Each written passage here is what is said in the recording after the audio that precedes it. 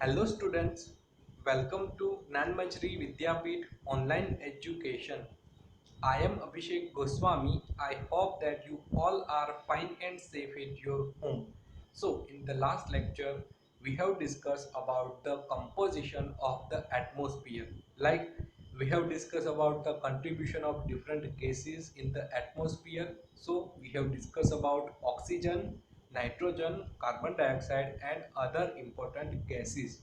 And in the today's lecture, we will see about the different layers of the atmosphere like stratosphere, troposphere, mesosphere, thermosphere and exosphere. So let's get started topic. Okay, so let's start our lecture with practice question 8.2. So question is, would life be possible on the earth without the atmosphere?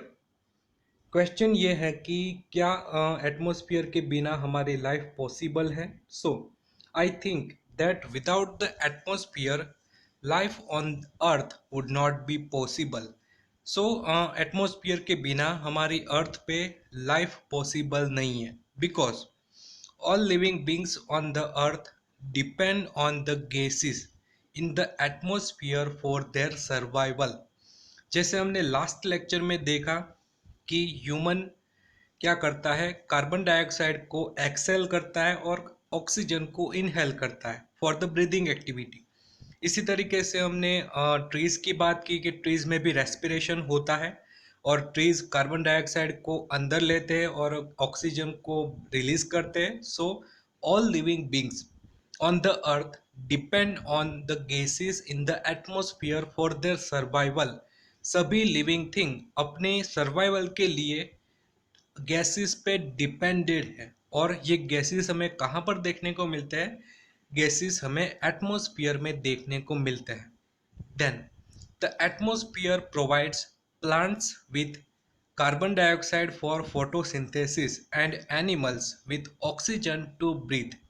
Then atmosphere में हमें काफ़ी important gases देखने को मिलते हैं। So carbon dioxide की बात करें, so atmosphere provides plants with carbon dioxide for the photosynthesis. Plants में फोटो सिंथेसिस प्रोसेस को कंप्लीट करने के लिए कार्बन डाइऑक्साइड की नीड होती है। एंड एनिमल की बात करें, animals with oxygen to breathe. Animal की ब्रीथिंग एक्टिविटी के लिए ऑक्सीजन की ज़रूरत होती है और एटमॉस्फेयर हमें carbon dioxide and oxygen provide करता है। Then green house gases in the atmosphere also keep the earth warm enough to support life. हमारे एटमॉस्फेयर में कई सारे ग्रीन हाउस गैसेस भी है। जैसे हमने लास्ट में देखा कार्बन डाइऑक्साइड, ये क्या करता है, ये जो सन की जो रेडिएटिव इफेक्ट है इसको कम करते हैं। मीन्स जो सन के रे है वो हमारी अर्थ पे आते हैं और वापस नहीं जा सकते due to the presence of green house gases. और इसीलिए हमारी जो अर्थ के आसपास का जो एटमॉस्फेयर है, हमारी अर्थ के आसपास का जो वेदर है, ये वार्म रहता है, हॉट रहता है और यही हमारी लाइफ के लिए काफ़ी इम्पोर्टेंट है। बिकॉज ये जो सन रेज है वो हमारी अर्थ में आएंगे और वापस से चले जाएंगे तो क्या होगा, हमारी अर्थ का टेम्परेचर कम हो जाएगा और धीरे धीरे हमारी अर्थ पे बर्फ पड़ने लगेगी और कोल्ड टेम्परेचर देखने को मिलेगा और कोल्ड टेम्परेचर हमारी लाइफ को सपोर्ट नहीं करेगा। सो इसीलिए ग्रीन हाउस गैसेस भी काफ़ी इंपॉर्टेंट है और green house gases are the part of the atmosphere. So this 3 points indicates the life would not be possible without the atmosphere. Then let's move to practice question 8.3. So, question is, how is the balance of oxygen maintained in the atmosphere? Name one human activity that can disturb this balance. So, question ये है कि oxygen का balance atmosphere में कैसे maintain होता है। जैसे हमने देखा कि हम ब्रीदिंग एक्टिविटी के लिए ऑक्सीजन पे डिपेंडेड है और ये ऑक्सीजन हमें कौन प्रोवाइड करता है, ये ऑक्सीजन हमें प्लांट्स प्रोवाइड करते हैं। सो Humans and animals take in oxygen from the air as they breathe and give out carbon dioxide. Human and animal में रेस्पिरेशन मीन्स ब्रीदिंग एक्टिविटी में क्या होता है कि हम ऑक्सीजन को अंदर लेते हैं और कार्बन डाइऑक्साइड को बाहर निकालते हैं. Then green plants absorb carbon dioxide and release oxygen during photosynthesis. And green plants में ये रिवर्स प्रोसेस होगा. ग्रीन प्लांट्स में क्या होगा? ग्रीन प्लांट्स कार्बन डाइऑक्साइड को एब्जॉर्ब करेंगे और ऑक्सीजन को रिलीज करेंगे during photosynthesis process. So this balances the oxygen content in the air, और ये बैलेंस ऑक्सीजन कंटेंट को मेंटेन करने का काम करता है इन the air. So, if we cut trees, this balance get disturbed. If human activities led to the release of excess carbon dioxide in the air, this balance gets disturbed. सो ये एक activity है कि जिससे ये बैलेंस बिगड़ सकता है, ये बैलेंस डिस्टर्ब हो सकता है. So if we cut trees, अगर हम ट्रीज ज़्यादा काटेंगे तो क्या होगा? ये बैलेंस डिस्टर्ब हो सकता है. If human activities led to release of excess carbon dioxide in the air, human activity का रिजल्ट ये होगा कि कार्बन डाइऑक्साइड एयर में ज़्यादा हो जाएगा, तो दिस बैलेंस गेट्स डिस्टर्ब. तो ये बैलेंस डिस्टर्ब हो सकता है. एंड ये इम्पोर्टेंट है कि ये बैलेंस मेंटेन होना चाहिए. अगर कार्बन डाइऑक्साइड एयर में ज़्यादा हो गया तो ये ह्यूमन सर्वाइवल और एनिमल सर्वाइवल के लिए काफ़ी एक थ्रेट के समान होगा. Then let's take small revision of our previous video lecture. So in the previous video, first of all we have seen the definition of atmosphere.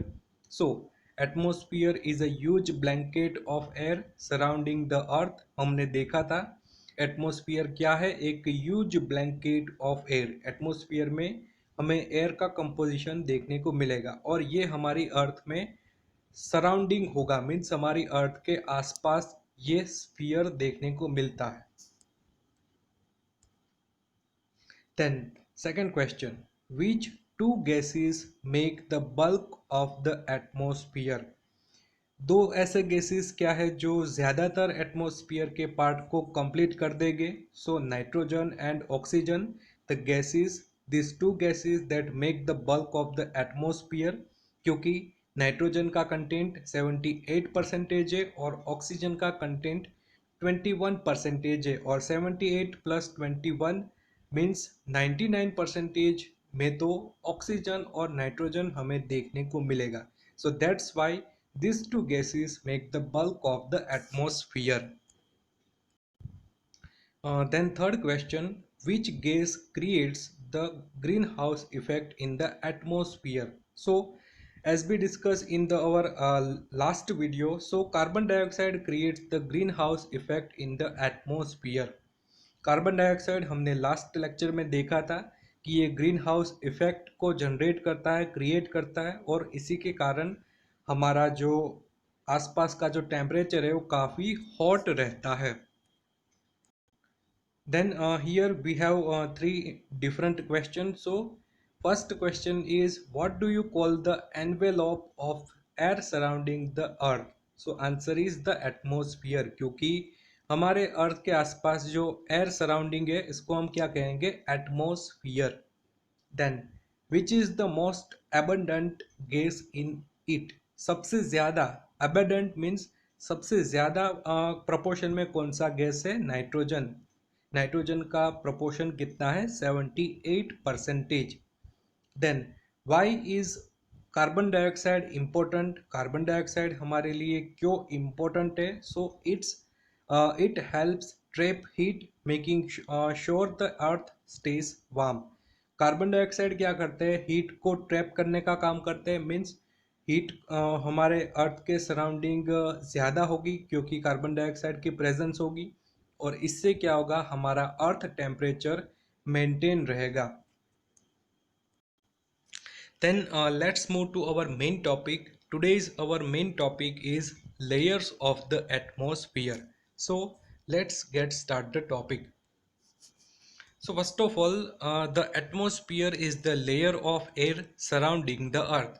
Atmosphere क्या है? एयर का लेयर है जो हमारे अर्थ के आसपास देखने को मिलता है. Then, while we may not be able to see it, the atmosphere extends from the surface of the earth all the way into space. और ये एटमॉस्फियर को हम देख नहीं सकते, और एटमॉस्फियर हमारी अर्थ सरफेस से लेकर स्पेस मीन्स स्काई तक हमें उसका एक्सटेंड देखने को मिलता है. देन लेयर्स ऑफ द एटमॉस्फेयर की बात करें, the atmosphere is divided into 5 layers. Each layer has a name and specific properties. Let's learn about this layers. So atmosphere की बात करें, एटमॉस्फेयर में हमें 5 इम्पोर्टेंट लेयर्स देखने को मिलते हैं, और सभी लेयर्स के पास एक स्पेसिफिक नेम है और उसकी स्पेसिफिक प्रॉपर्टी हमें देखने को मिलती है. So in this picture we can see 5 different layer of the atmosphere. So first of all, troposphere, then second stratosphere, third is mesosphere, fourth is thermosphere and fifth is exosphere. So ये 5 different layer हमें atmosphere में देखने को मिलते हैं. So first layer is the troposphere. So the troposphere is the first layer of the atmosphere. You must remember, troposphere is the first layer of the atmosphere. सबसे पहले जो लेयर हमें देखने को मिलेगा उसको हम कहेंगे troposphere. So in this picture we can see the troposphere. So हमारी अर्थ के आसपास सबसे पहला लेयर है उसको हम कहेंगे troposphere. Then it is the layer we live in. और ये ऐसा लेयर है कि जहाँ पर हम रहते हैं, मीन्स अर्थ सरफेस पे हम रहते हैं और यहाँ पर हमें देखने को मिलता है troposphere. Then all weather phenomena occur in this layer. Weather means जो हम टेम्परेचर देखते हैं या फिर हम जो प्रिडिक्शन करते हैं वेदर का कि आज ये टेम्परेचर होगा, आज बारिश होगी, आज गर्मी ज़्यादा होगी, तो ऑल वेदर फिनोमना ओकर इन दिस लेयर. तो ये जो वेदर फिनोमना है ये भी हमें ये लेयर में देखने को मिलता है. Then the height of this layer is approximately 12 to 30 kilometre. So troposphere की रेंज कितनी है? 0 to 12 किलोमीटर. यहाँ पर हम देख सकते हैं कि हमारी अर्थ सरफेस से लेकर 12 किलोमीटर स्काई तक हमें ट्रोपोस्फियर देखने को मिलेगा. So once again I repeat, the troposphere is the first layer of the atmosphere and it is the layer we live in. Then all weather phenomena occur in this layer and the height of this layer is approximately 12 to 30 kilometer. You must remember all the points about troposphere. Then our second layer is the stratosphere. So the next layer is the stratosphere and it extends up to 50 kilometer. This layer has almost no clouds and is ideal for flying aeroplanes, and it also has the ozone layer which protects us from the harmful effects of the sun's rays. Then the ozone layer absorbs some of the sun's heat, making the top of this layer very hot. So stratosphere की बात करें तो troposphere के ऊपर हमें देखने को मिलेगा stratosphere.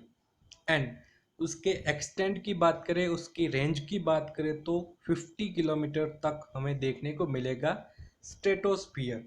Then this layer has almost no clouds. यहाँ पर हमें कोई क्लाउड्स देखने को नहीं मिलेगी. इन दिस पिक्चर यहाँ पर हम देख सकते हैं कि ट्रोपोस्फियर में क्लाउड्स देखने को मिलते हैं. यहाँ पर जो ट्रोपोस्फियर की जो रेंज है यहाँ पर कई सारे क्लाउड्स दिखाए गए हैं, बट स्ट्रेटोस्फियर की बात करें तो यहाँ पर कोई क्लाउड नहीं होते. सो इसीलिए it is ideal for flying aeroplanes, और ये इसी के कारण जो भी एरोप्लेन्स हमें फ्लाई होते देखने को मिलते हैं, इसकी रेंज होती है 12 to 50 किलोमीटर। मीन्स जो एरोप्लेन है ये स्ट्रेटोस्फियर में फ्लाई होते हैं। देन क्लाउड्स, यहाँ पर हमने देखा कि ट्रोपोस्फियर में क्लाउड्स देखने को मिल रहे हैं, तो इसीलिए हम कहेंगे कि क्लाउड्स की हाइट क्या होगी, up to 12 kilometre.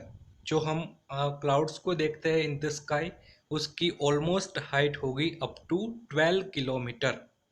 Then stratosphere की बात करें, it also has the ozone layer.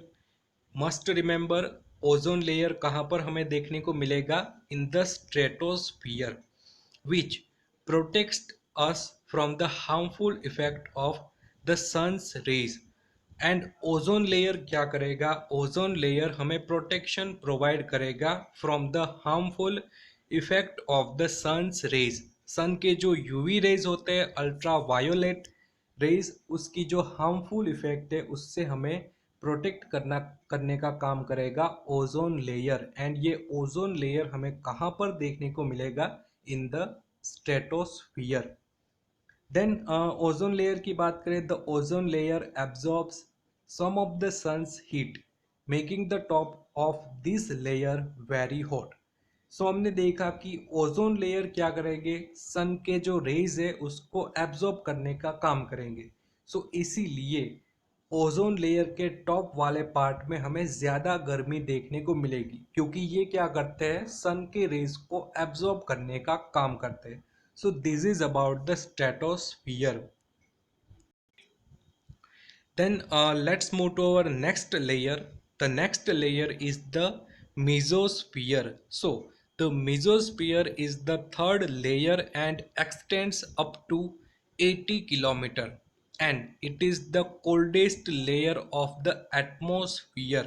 Then meteors that enter the Earth's temperature burn in this layer. So mesosphere की बात करें तो ये थर्ड लेयर है एटमॉस्फियर का, एंड उसकी रेंज की बात करें तो it extends up to 80 kilometre. Then बात करें कि it is the coldest layer of the atmosphere, so all of you must remember this point, mesosphere is the coldest layer of the atmosphere. Then meteors, meteors means जो भी मिटरॉइड होते हैं, simple सी भाषा में बात करें तो उल्काएं, ये उल्काएं ये लेयर पे बर्न होती है। सो ये आपको याद रखना है कि meteors that enter the earth's temperature, earth's atmosphere burn in this layer. So ये भी पॉइंट आपको याद रखना है, मिटरोज कहाँ पर बर्न होंगे, इन this layer. So this is about mesosphere, and in this picture we can see various meteors burn in this layer। ये सभी meteors है, इसको हम meteoroid भी बोलेंगे। ये सभी मेसोस्फियर में बर्न होते हैं। सो अब तक हमने क्या देखा, थ्री लेयर के बारे में देखा। First layer troposphere, second stratosphere and mesosphere. So troposphere की रेंज है 0 to 12 किलोमीटर, स्ट्रेटोस्फियर की रेंज है 12 to 50 एंड मेसोस्फियर की रेंज है 50 to 80 kilometre.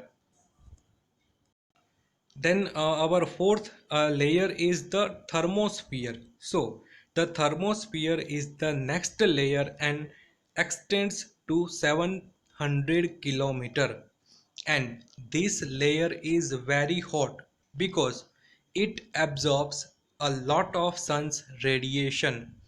Radio waves that are used by TVs and radios are reflected to the earth by this layer. So thermosphere की बात करें तो fourth layer is thermosphere, and उसका extension की बात करें, रेंज की बात करें तो 80 to 700 किलोमीटर उसकी रेंज हमें देखने को मिलती है।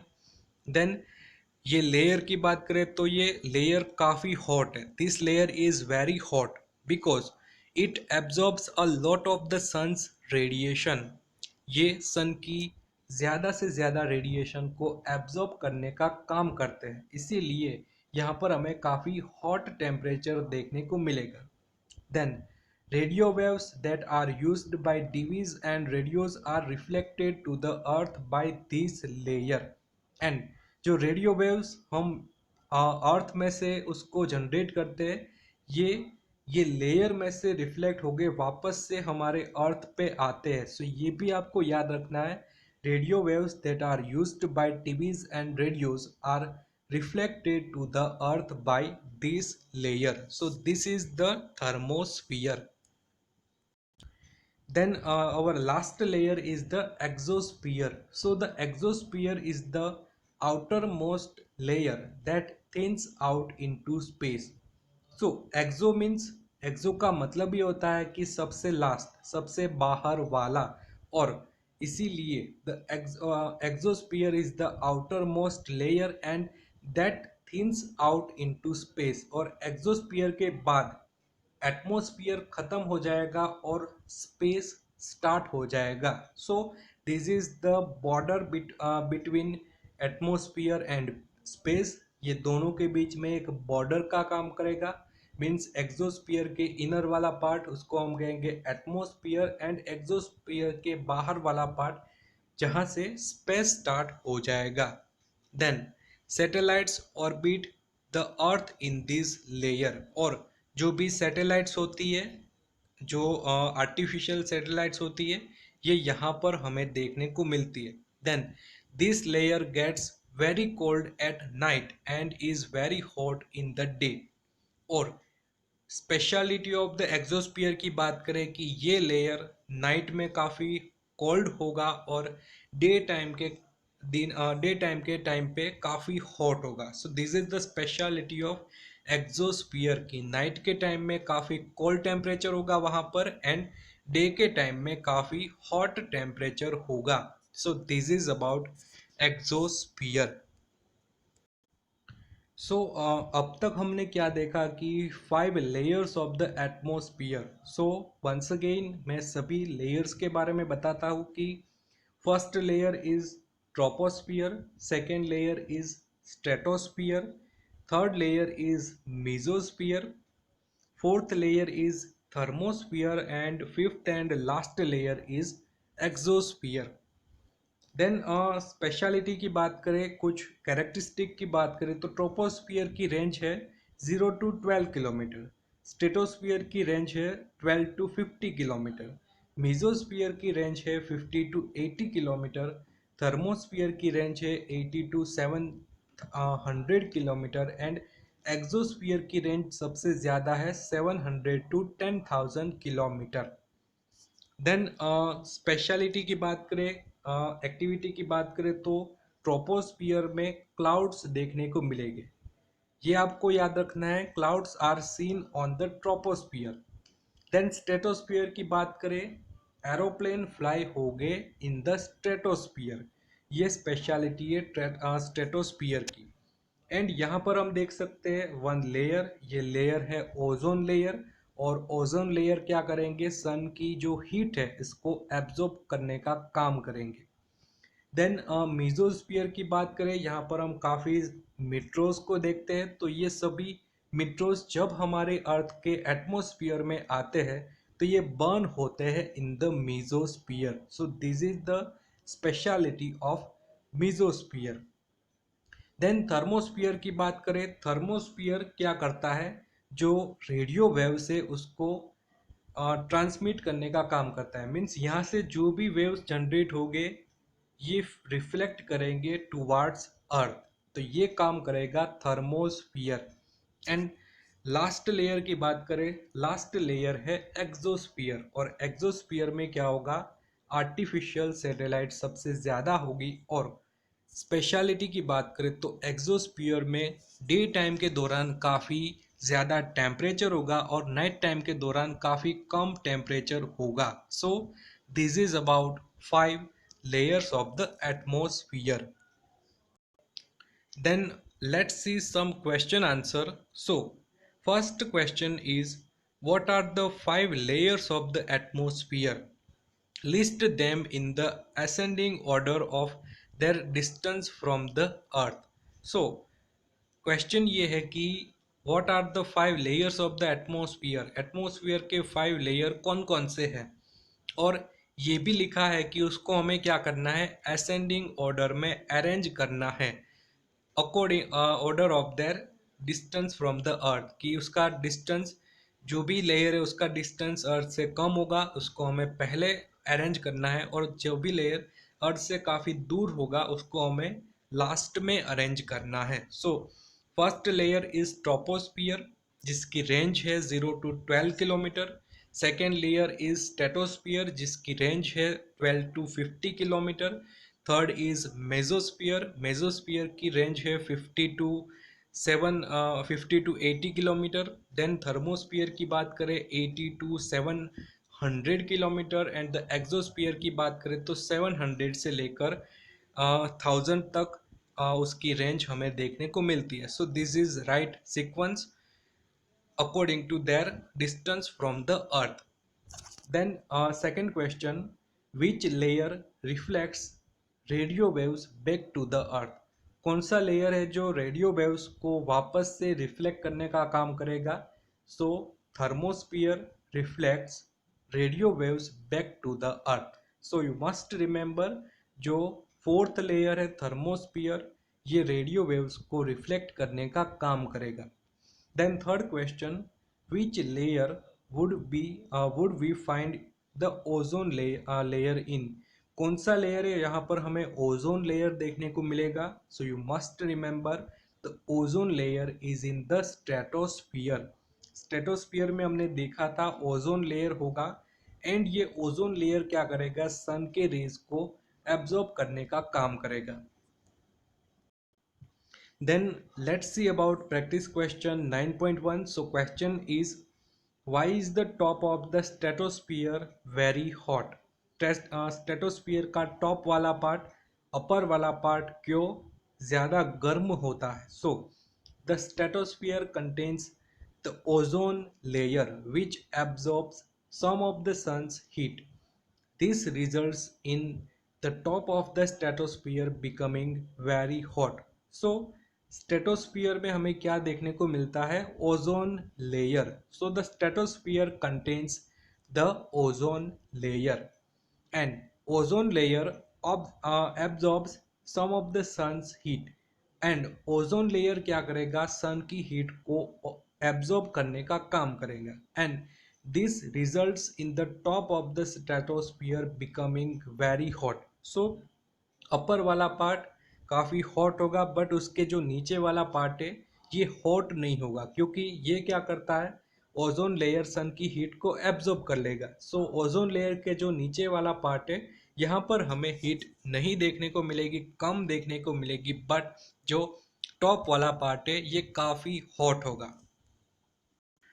Then let's move to practice question 9.2. So which layer of the atmosphere is the widest and which is the narrowest in the atmosphere? So the widest layer of the atmosphere is the exosphere, as it extends from 700 km to 10,000 km above the surface of the earth, and the narrowest layer of the atmosphere is the troposphere, as it extends only up to about 12 to 13 km above the earth surface.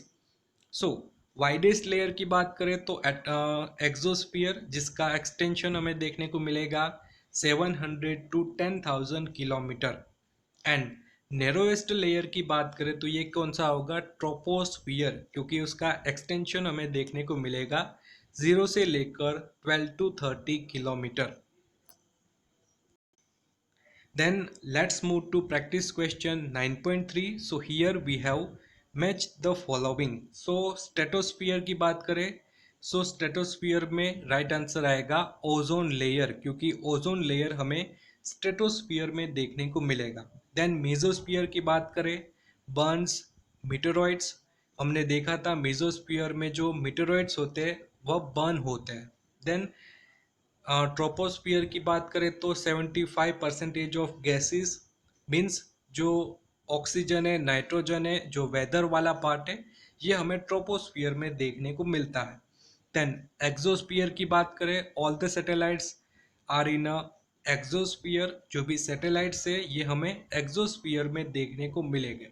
And last thermosphere की बात करें तो thermosphere में हमने देखा था कि जो टीवी एंड रेडियो के जो रेडियो वेव्स होते हैं ये थर्मोस्फीयर में रिफ्लेक्ट होके वापस से अर्थ में आएंगे। सो थर्मोस्फीयर में राइट आंसर आएगा radio waves. So stratosphere ozone layer, mesosphere burns meteoroids, troposphere में right answer 75% of gases, then exosphere में राइट आंसर आएगा सैटेलाइट, एंड थर्मोस्फीयर में राइट आंसर आएगा radio waves. Then let's move to practice question 9.4. So what do you think you would find if you went beyond the exosphere? So आपको क्या लगता है कि exosphere से भी हम दूर चले जाएंगे तो वहां पर क्या होगा? So if I went beyond the exosphere, I think I would find the outer space, other planets and the moon. So exosphere से भी बियॉन्ड हम चले जाएंगे, उससे बाहर चले जाएंगे तो हमें स्पेस देखने को मिलेगा, और हम सब जानते हैं स्पेस में क्या होगा, प्लैनेट्स होंगे, मून्स होंगे और अदर सेलेस्टियल बॉडीज होगी। Then let's move to some NCERT exercise question. So here we have 3 MCQ. So first MCQ is, which of the following gases protects us from the harmful sun rays? So carbon dioxide, nitrogen and ozone. So right answer is ozone, क्योंकि हमने देखा in the stratosphere ozone layer is there, and ozone layer सन के raise को absorb करने का काम करते हैं। So right answer is ozone. Then the most important layer of the atmosphere is troposphere, thermosphere और mesosphere. So right answer is troposphere, क्योंकि जो लिविंग थिंग है ये सभी हमें कहाँ पर देखने को मिलती है, इन the troposphere. So that's why the most important layer of the atmosphere is troposphere. Then third MCQ is, which of the following layers of the atmosphere is free from clouds? So clouds कहाँ पर नहीं होंगे? Option are troposphere, stratosphere, mesosphere. So हमने देखा troposphere में clouds होते हैं but stratosphere में कोई क्लाउड्स नहीं होंगे, और मीजोस्फियर में तो नहीं होंगे बट हमने देखा था स्ट्रेटोस्फियर में क्लाउड्स नहीं होते। So right answer is stratosphere. And you must remember mesosphere में भी क्लाउड्स नहीं होंगे। क्लाउड्स हमें कहाँ पर देखने को मिलेंगे? Only in the troposphere. So यहाँ पर दो आंसर राइट हो सकते हैं, stratosphere and mesosphere also. So in this video we have discussed about the layers of the atmosphere. So I hope you understood very well about all the layers, all the topics, and if you have any doubt regarding these topics, you can ask me anytime. So, हमने इस lecture में देखा atmosphere के different layer के बारे में। सो I hope आप सभी को समझ में आ गया होगा, और आप सभी को क्या करना है, सभी पॉइंट्स को याद रखने हैं और सभी रेंजेस को याद रखने हैं। मीन्स ट्रोपोस्फियर की रेंज क्या है, स्ट्रेटोस्फियर का एक्सटेंट क्या है, ये सभी याद रखना है। देन सभी लेयर की जो स्पेशलिटी है उसके बारे में भी आपको सभी पॉइंट्स याद रखने हैं। सो आपको ये सेल्फ रीडिंग में करना होगा, ज़्यादा से ज़्यादा पॉइंट्स आपको याद रखने होंगे। सो this is about atmospheres, different layers of the atmosphere. Now this is end of the lecture. In the next lecture we will move further in the unit. तब तक के लिए stay home, stay safe. Thank you.